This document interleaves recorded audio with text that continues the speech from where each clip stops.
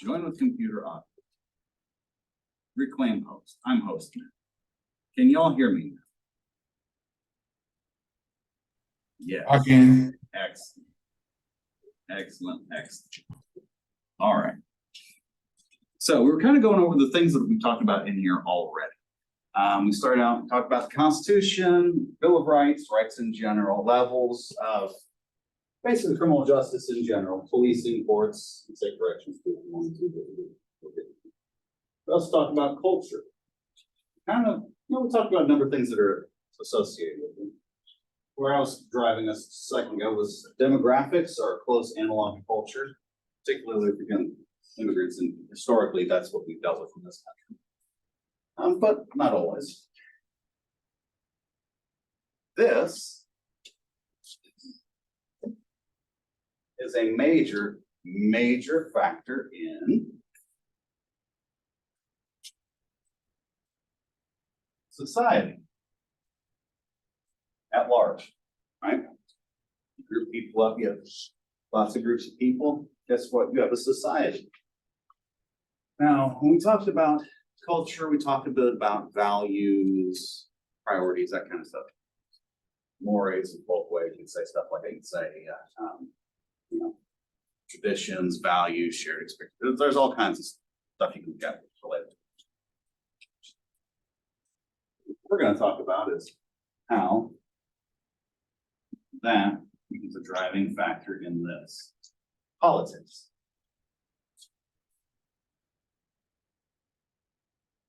Okay. Actually, we're going to talk about that. Let's talk about Catholics, children. Okay, that's a different class then. The methods. I don't know. Start talking about numbers. That's a good thing to talk about. Okay.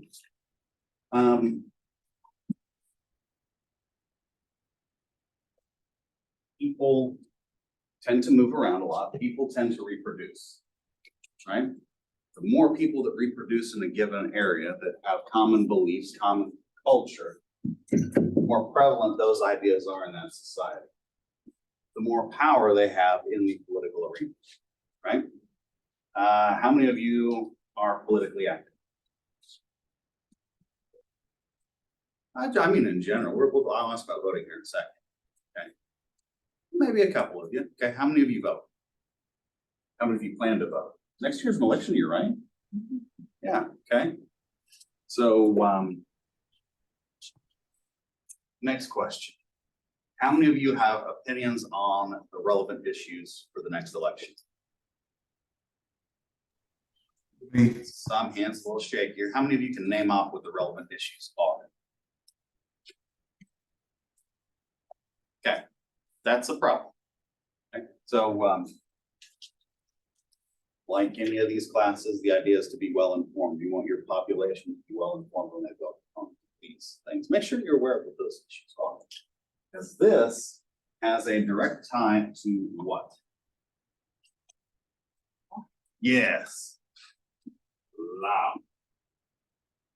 They're the ones that draft it. They're the ones that make changes to the language, to whether something is criminalized or not. And you get a say in who that is, what ideas they bring to the table, whether or not they follow what it is you're voting in position for. For example, if I said relevant issues, let's say you guys are in the education system. You recently came out of K through 12, right? Within the last 5 years. It's not that long. A little bit longer for me. Not that long. Okay. If I said funding, K through 12 funding, and money being tax deductibles to those in school, those homeschool, and those in private schools. You know what I'm talking about? Got one person in here. Okay. You know a little bit about it. You know enough to share, or you feel comfortable? I was know that specifically the state was trying to work on the schools, but has figured out how to school. Yes. And we're cutting funding from public schools. Yes. Okay, so that's one thing, funding, right? So they did some congressional state legislative act to There's tax write-offs for those who are homeschooled, those who going to public schools, and they pay for, I guess, supplies or something. And then private schools, the homeschool is one I was particularly concerned, so that's why I know about it. Private school is one that kind of caught my attention because they got awarded 3 times as much money going to private school. These are the richest people in the country, in our state, definitely. Like, why are they getting more money whenever it's not definitely not needs based? Yeah, and or if I said COVID relief funds to schools, where did it go? Where was it awarded? Like, you're looking at private schools were given preferential treatment here in this state. Those that were in those private schools, those high income places, they got to put in their applications for that grant funding from the federal government long before any public school. That's one of those things you might want to, right? That's just one example. Let's not mention all the other stuff there. You know what all the relevant issues are? You should know your political candidate's stance on each of those, and then realize that you're never going to find anyone who aligns with you on everything, right? What things matter most, put your priorities in order. It sounds like we're talking about values that are over here again, right? That's what we're doing. And it boils it into this, and it will directly affect this. If I said abortion, we'll talk about that. We'll probably spend about a week on it. Significant changes in this last election cycle to that strictly on this, right? Implications not always easily seen, but that's the direction it happens. You as individuals, you as groups, you coming together, making a choice, and it affecting the future. You're the next link in that chain. Before long, you'll be out on those streets. You'll be out in that voting booth making those decisions. Be ready for that. Politics, law. So that's a little bit about where we're at, a little bit more about where we're at in society. The doom and gloom section. How is our society doing? Could you grade it on a 1 to 10 scale, 1 being bad and 10 being excellent? Where would you say we're at? 6? 4? Any other numbers? Okay, how many of you say 10? 8, 7, 6, 5, 4, 3, 2, 1. Okay. Most of you are really mid-range, tend to be skewing a little bit lower, right? This is the one that's going to throw you guys for a loop this next election. Why? Probably, well, I mean, the last couple of them. In terms of society, where we're at right now, what I would say is, well, the next question I'll ask you and pull up for will tell you a lot. Right now, if I asked you, who in the history of this country are the top 2 presidential candidates to receive the highest number of votes in this country's history? Do you know who it is and when? Which election? Reagan, I think. Okay, got a Reagan. FDR.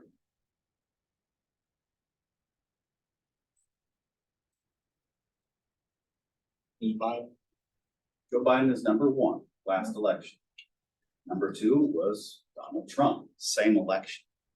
So that's one of those things to show you that society is definitely taking its sides right now, which is not good for anyone because most people are in the middle, right? If you look at any Bell thing we talked about before, most everybody's in the middle. Very few people are out on the fringes, but that's right. If I asked you criminal charges, how many presidents in history have been charged? How many? 1.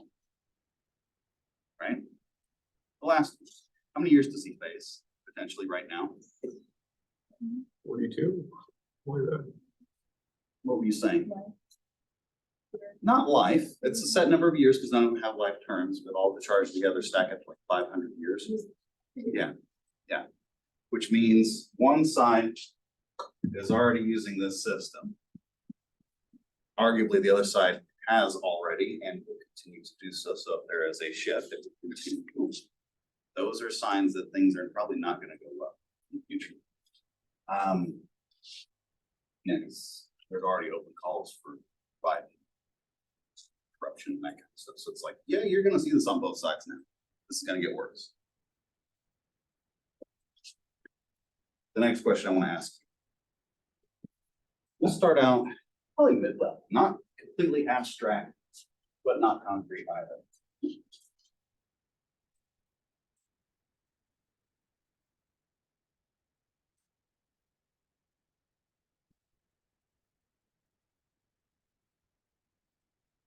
There are several goals of justice, several goals of criminal law that we have. Right? Retribution, rehabilitation, deterrence, incapacitation, and there may be another one I'm forgetting. Probably the most polar opposites are these two. Retribution, rehabilitation. Rehabilitation is not a purpose of criminal law. I should probably rephrase that. It's the purpose of criminal justice, not the law. But it's rehabilitation. You come into the system, you come out better. Go into the system for a punishment. You've done something wrong, you deserve a punishment. You have to pick one. You don't get to pick a middle ground. You have to pick one. Which one do you pick? Okay. Raise your hand if you're, I'm on this side, so we'll say retribution. One. Not just in general, you'd like to see bad people get punished. Okay. So just one. You all online. Okay, you all online. Oh yeah. Trying to figure out if that's the Kool-Aid man. Retribution, sound off now if you agree with retribution. If you agree with rehabilitation, sound off in the chat, say rehabilitation. Those of you who say rehabilitation, show me your hands now. 1, 2, 3, 4, 5, 6, 7, 8, 9, 10, 11, 12, 13. It's just you to 13. Okay. Argument for retribution. Well, I kind of was thinking about if it's something like my family, if somebody killed one of my family members, I wouldn't be sitting there saying, okay, I hope they go in and I hope they come out even better. Yeah. I want them to go in, stay in. I want you to be miserable. Yeah. Yeah. It's half of what you deserve. Okay. It's a very valid point. You can go a little bit further and say, why should someone who chooses to break the law receive a reward for what they've done? Right? If I'm living out on the street, I have no place to live, no food, don't know where my next meal is coming from, any of those things. If I go take a rock and I smash somebody in the face with it, just wait for the police, guess what? Face needs are covered. Hell, I've even got medical care built to me. Sounds like a pretty good deal. Particularly if I've got some type of long-term health issue. That's all reward. It's much better to see them stuck away somewhere where they're gonna be miserable. Yeah, they're smart. Say what? Yes, we don't do either of these things. Yes, no, that's, we try to do something that's functional for society, but questionable at best. Okay, rehab. Why would you want that? Largest majority of crimes. Yes. They're mostly Low. low level crimes. Like armed robberies. Yeah, like someone should. Mhm. I mean, that's something. If you're looking at it as a whole, you have to. Not everyone's murder.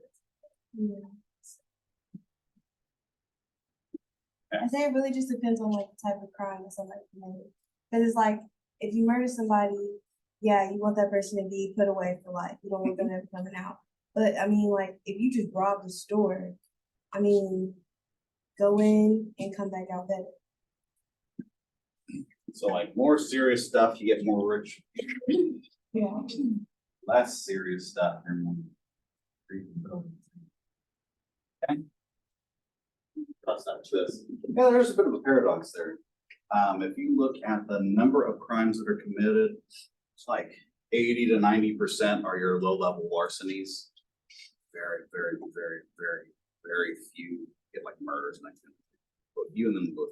I was just gonna say, I think it also depends on circumstance and the situation of the person. So if somebody has mental health issues, maybe they could go rehab, or if somebody's dealing with a lot of stuff in their personal life, like they don't have enough money to pay for medicine or treatments or something like that, so they rob a store or rob an ATM or whatever.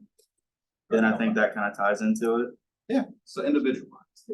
Exactly. Which is what we do. We do deal with it as an individual, but we try to streamline it as much as possible. I think rehab will help the revisitation rate. Yeah, so the term for that is recidivism. That's, I've not seen that one before. It's a funny one. You only see it for this. Recidivism or recidivating. That's where you leave prison, you go back to prison, right?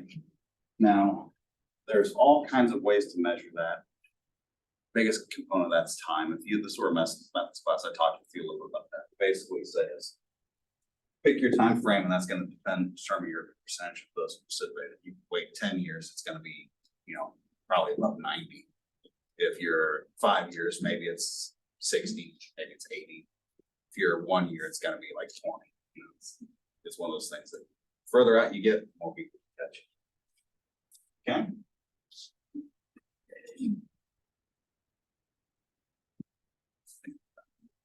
Things as simple as possible. Very circumstantial, non-violent offense. Sorry, I've been ignoring you all online. I'll look you up. Yes, very, very much circumstances. Non-violent versus violent. That's another way to look at it. So the violent stuff is more serious than less. Okay.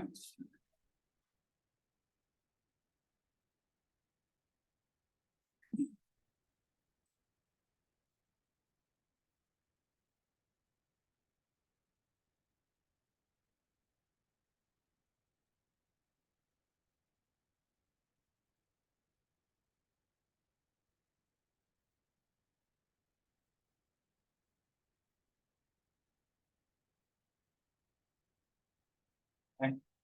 Rather than that last one, say free the innocent or catch the guilty. You have to pick one. Okay. How many of you say free the innocent? 1, 2, 3, 4, 5, 6, 7, 9. How many of you say catch the guilty? 1, 2, 3. Many of you did not raise your hand. Yes? Some. Count more than 13 people. I can count them. Got 13 out of 9 plus 4. That's a good start for the day. All right. The other way to look at this. Okay. How many people are caught up in the criminal justice system today? Ballpark figures can be off by a lot. Just give me a number. Hundreds of thousands. Okay. Anybody else want to throw out a different number? Higher, lower? What was the question? Huh? What was the question? What was the question? Yeah, reword like say it again. Reword the question. How many people are in the criminal justice system now? So that's from arrest through incarceration. How many people are touched by those systems? Yeah, you're looking at several. Yeah. On an average, I think it's something like 2 million people are incarcerated. That's just incarcerated. Right? Those aren't those who are in the earlier stages. So there is a lot of people. Each one of those was a case of something. had some type of resolution, had multiple people involved. And so it gets very, very, very messy, very, very quick. So. I like that. What you end up dealing with is, you're not dealing with this or this. You're dealing with the associated error. Free the guilty or catch the innocent. That's what you're really dealing with. We want to control that error. What way do we want the system to go?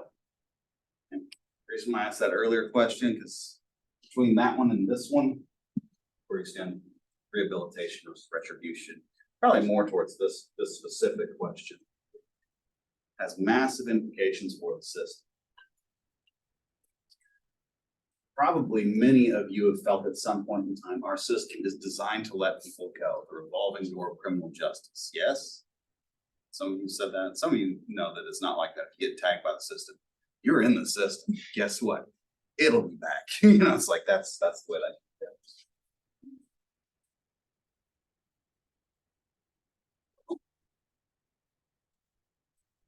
This is one. Those that framed this country were of the opinion that the greater travesty of these two things is this one. Unnecessarily losing freedom. Right? If you run a system that doesn't care about that, very, very quickly, that system will bend and become something very, very nasty. Very quickly. Over here, well, you have people who get away with it. Deal. But if you're caught up within the system yourself, without any reason, you're more likely to get a correct resolution.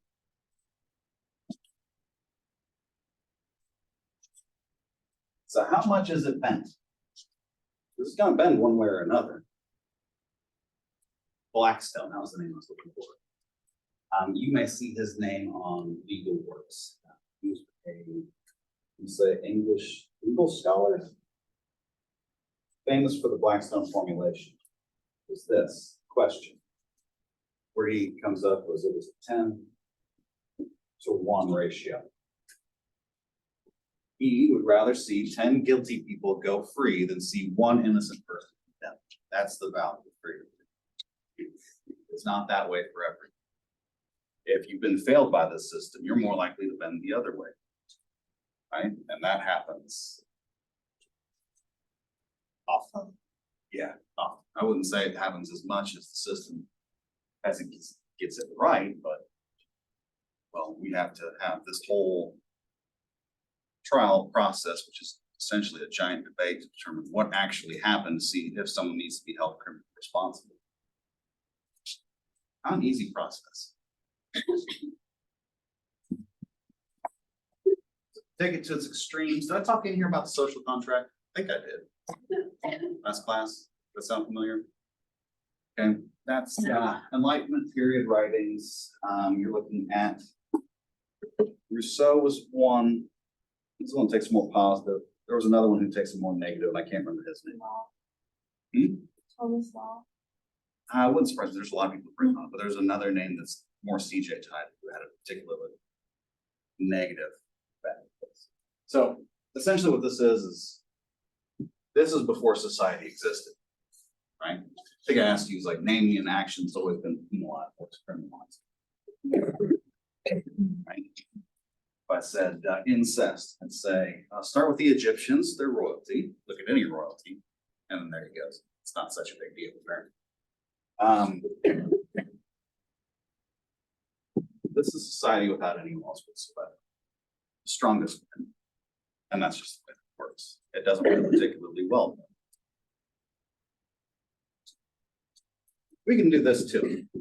It's very, very easy. Start making it big boards of the state, right?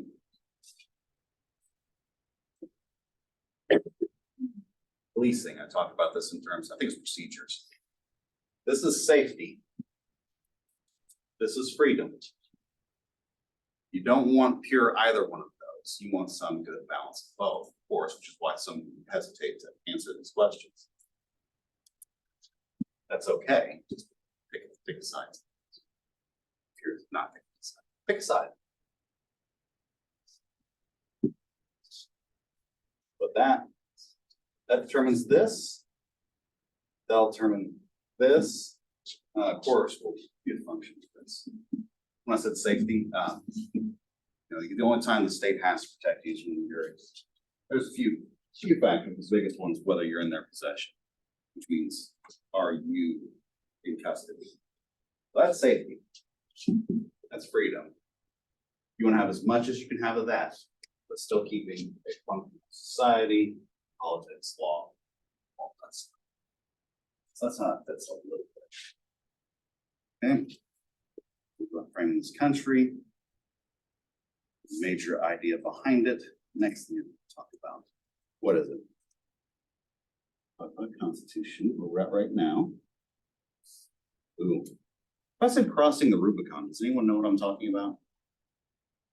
I said in my intro class, and only one person in there recognized that phrase. You've heard that phrase before, yes? Isn't that the one where Caesar marched on Rome, Rubicon? Yeah, what happened after that? He became emperor. Civil War, point of no return. I looked it up on Wikipedia after classes. It's the point of no return. So at that point, you can no longer receive a messenger and draw from this. It's just, I don't know. I'm not a history person. I just pretend something. There are those saying that steps have been taken. We've started to criminally charge your adversaries. Those things have started to happen, right? You could be getting close to that. I'm not saying that will happen. Do prepare as if it would, so that way if it doesn't, you're still well prepared. Okay. So, anyone in here had evidence? I think I had this talk in evidence. No one in here had evidence? Okay. The next thing I have a little bit to talk about is common law. You've heard that phrase before. What does it refer to? Common law. Where have you heard it before? Common law marriage, Common law marriage. So what is common law marriage? where like you don't go down to the courthouse and get married, but you're still considered married after you like live together and have kids, or denounce each other's. Yeah. Yeah.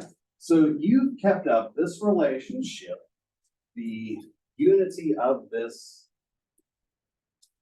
whatever you want to call it marriage, say relationship, family, all shape and size. You've lived this way long enough that we now recognize you as married, even though you didn't fill out the paperwork. Anyone ever heard of that before? Anyone else heard of that before? I don't know if it is in this state, but on average, it's like 7 years. So it's a pretty good long period of time. Why do we have that?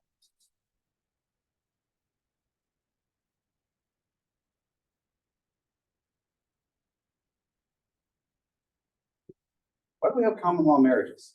So the government can make more money because if they're common law marriage, you still have to get a legal divorce. That's a good answer. Government loves me. Don't get me started on that stuff. Okay, I can't ask this question, but we'll just go with the assumption that some of you know someone who has been raised in a broken home, right? Sometimes those things don't go particularly well. Relationships do tend to break down, and those types of things become very, very hostile. Well, if you have someone who is neglecting all things to your offspring, hey, you can get government in there and say, make them. Government's gonna love that. Why is the government gonna love that? Yeah, they make money off of every dollar they collect. They get federal dollars for those dollars. They basically match them. So they're incentivized to make sure that people are on the hook. But this has more to do with the way society used to run. These are historical precedents that haven't been, or I should say, don't take root in specific court cases. We talk about case law, right? I'm gonna go cite this case because this has the precedent in it. I need to support my legal argument for the next case, right? Building body.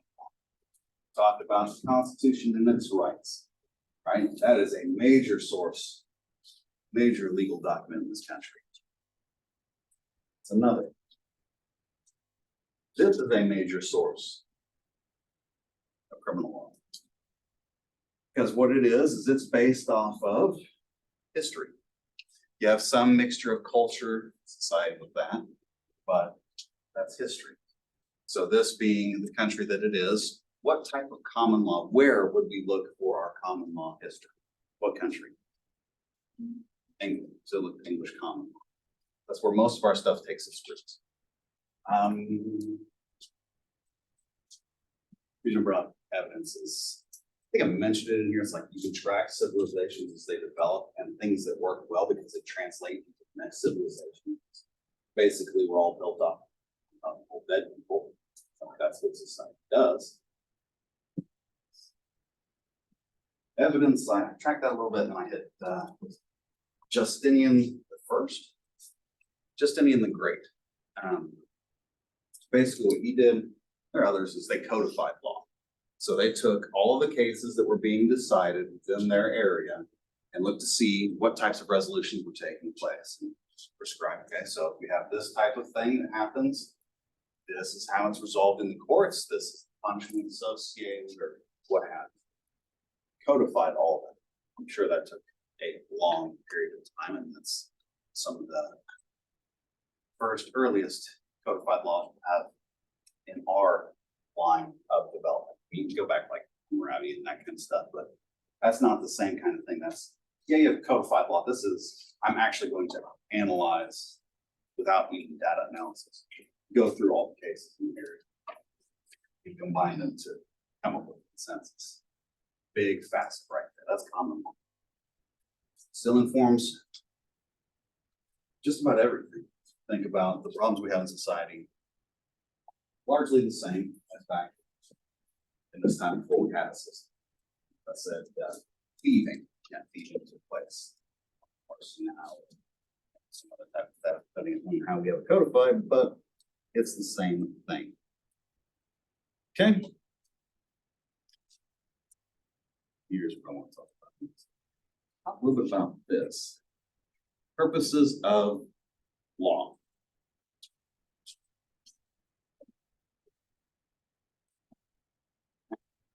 So I've listed out some of those purposes. What were they?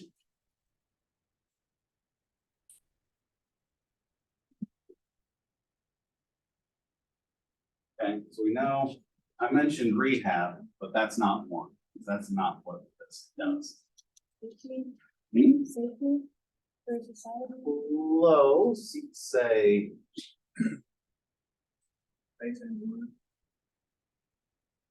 This, we had this one on the board. Retribution. I was looking for retribution first. Anger. Okay. Now, where you get some of that protection you said in order is right here. Deterrence. Right? You know what deterrence is? How many of you have heard negative things about deterrence, like if I said deterrence, does it work? You would answer, how many of you say yes? How many of you say no? Okay, that's what most research will show you. Because deterrence is an explanation for why people who don't commit crimes don't commit crimes. This is in theory, I'm not going to get heavy into that. What I'm going to say is, I'd say, I wouldn't be surprised if this one gets revisited. Why? Because of the breakdown in society in some areas.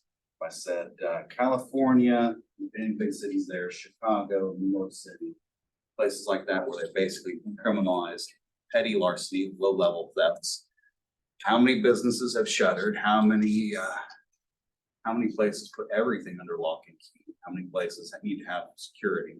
It's like, yeah, you get to see very quickly, this does work to a degree, and society completely breaks it. The other one, incapacitation. While you're in the system, you cannot go out and, well, in theory, commit more crimes. It's much you're talking about while you're in custody, you can still do that. But it's much harder. Okay.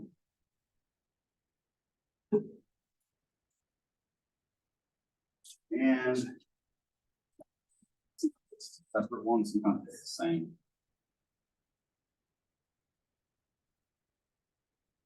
Like punishment. You do X crime, you will pay X dollars or serve X amount of time. Right? You get that sense of justice in society, but it's its own punishment. You don't have this.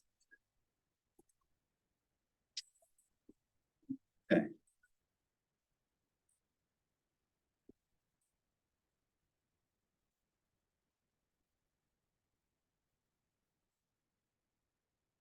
Next.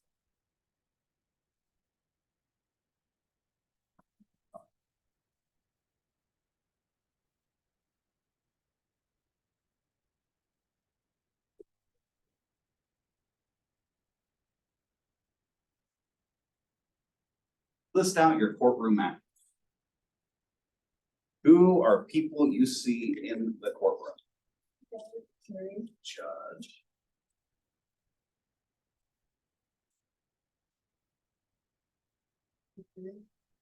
Jury. Defendants, Prosecutor. Defendants. Prosecutor. Prosecution. witnesses,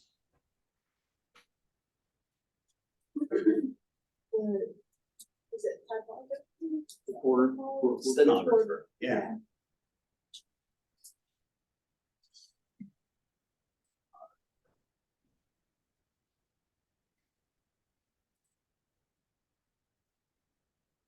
Witness. X. Witnesses. Of course, you have the whole audience. I can't think, there's a term for that. I should know it. I don't remember it. Okay? Bailiff. Yeah.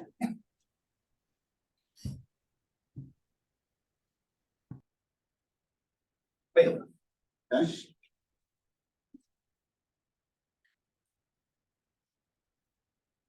Where do we want to start?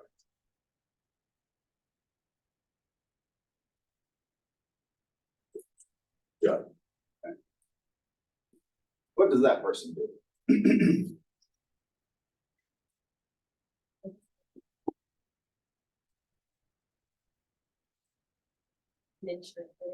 Matters of law are their rules. Right?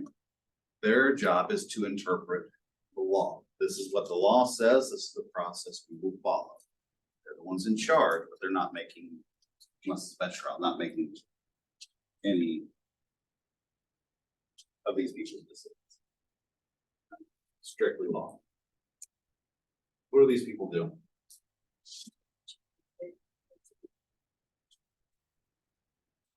Guilty or innocent?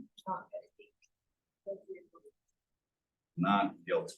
Okay, we'll stop on that for a second. Why is that the question? Who said that? You said not guilty too? You caught yourself and said not guilty. You open up a discussion now.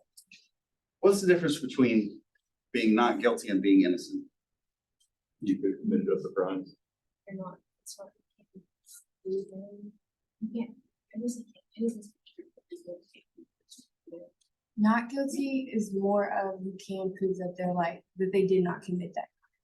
Okay. And then innocence is like, you don't have enough evidence.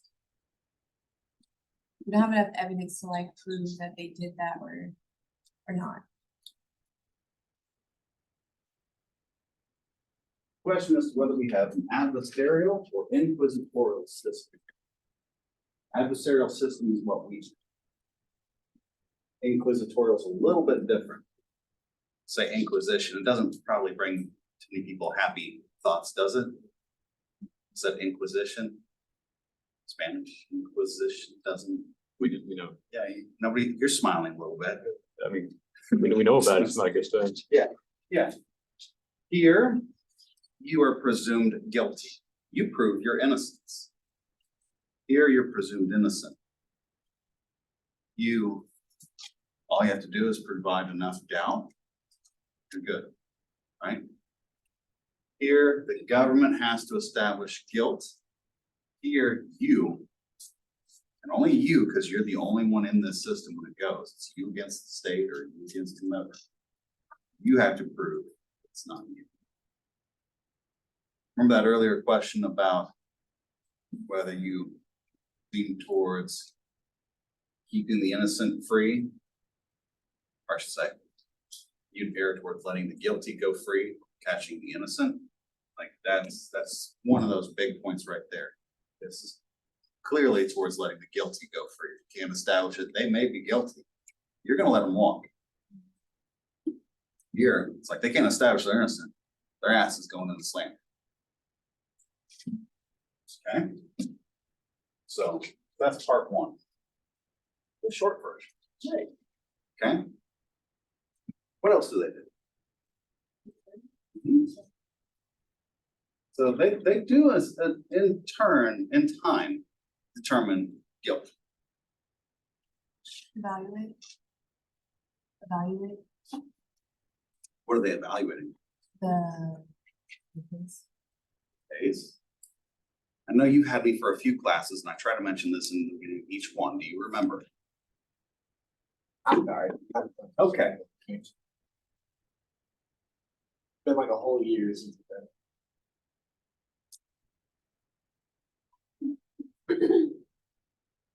Fact. They are the determiners of fact. My bad. That's okay. I give you enough grief as it is. I'll let that one slide. The next one I won't though.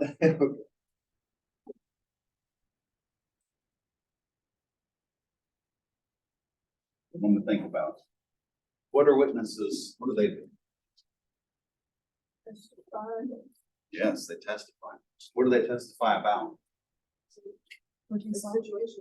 Yeah, whether they see, have seen this is something they personally have some knowledge of, whether it's an expert, it's then knowledge not directly in something related to it. What they do, let's put it this way. Are you sworn to tell the truth? You may remember earlier, last week, I asked you what the difference between those two things was.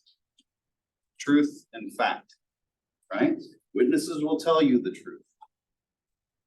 They may get things wrong. You had to determine what actually factually occurred. By that, you'll then determine this. This is still here in our system. You've ever heard of civil asset forfeitures? You ever heard of those? A couple of years ago, they were floating around the popular social sphere for a little while. I think that was HBO and John Oliver.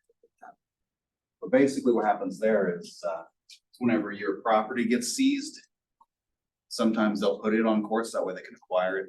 Basically that presumption of innocence isn't there. You have to prove that you weren't going to use it for something illegal like it. Okay, I'm traveling across state, maybe out of state, to go buy a car. He wants $12,000 for an old classic. I'm going to reduce some more from it too. So I'm carrying $12,000 cash. I get pulled over. You're from out of state, you're carrying $12,000. This looks like a drug deal. Okay, are you going to confiscate it or not? Discretionary decision. Takes it. You're good. We still do have that. It's just for your stuff. I'm doing on time. We got 1 minute. Any questions? No? Guys feel like you learned some stuff? Cool. I talked a little too much. I want you guys to talk more next time. Interrupt me if you have to. Okay?